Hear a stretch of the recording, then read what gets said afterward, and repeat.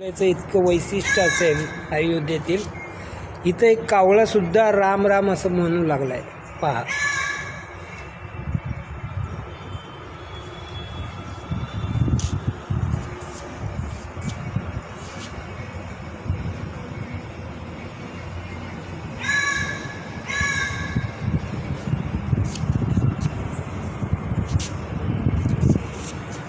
पहा,